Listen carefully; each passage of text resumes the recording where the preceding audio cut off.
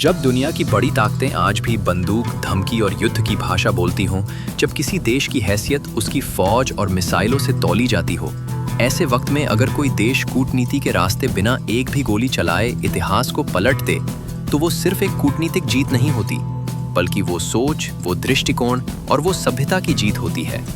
और इस बार ये जीत भारत की सोच की थी, भारत की दृढ़ नीति की थी, जिसने हिंद महासागर के बीचों बीच 60 साल से लटके एक औपनिवेशिक अध्याय को मोड़ कर रख दिया, जब ब्रिटेन को आखिरकार झुकना पड़ा और उसने चागोस द्वीप समूह को मॉरिशस को सौंपने पर सहमति दे दी। लेकिन ये जीत सिर्फ मॉरिशस की नहीं है, बल्कि ये भारत की सामरिक, कूटनीतिक और रणनीतिक पकड़ का वो नमूना है जिसने दुनिया को दिखा दिया कि भारत न तो औपनिवेशिक लालच रखता है, न ही विस्तारवाद का भूखा है, बल्कि वो अपने मित्र राष्ट्रों के साथ खड़ा होता है, नैतिकता और भरोसे के साथ, रणनीति और संयम के साथ। और यही वजह है कि जब 1965 में मॉरिशस को स्वतंत्रता मिल रही थी और ब्रिटेन ने चुपके से चागोस को अलग करके अमेरिका को डिएगो गार्सिया लीज पर दे दिया, जहां आज एक विशाल सैन्य अड्डा खड़ा है, तब से लेकर आज तक भारत मॉरिशस के साथ कंधे से कंधा मिलाकर खड़ा रहा।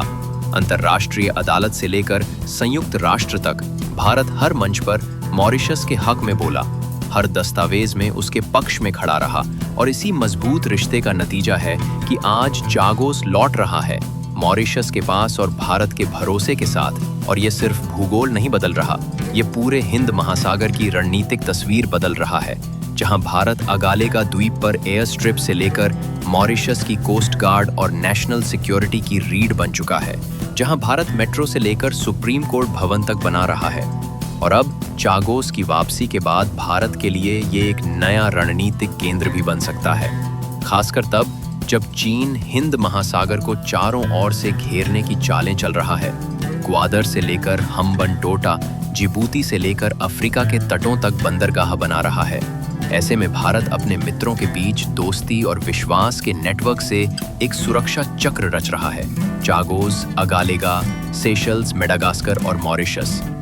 ये सब अब हिंद महासागर में भारत के चारों ओर एक कूटनीतिक कवच की तरह खड़े होते नजर आ रहे हैं। और यही है भारत की नई विदेश नीति की पहचान, न धमकी, न दादागिरी,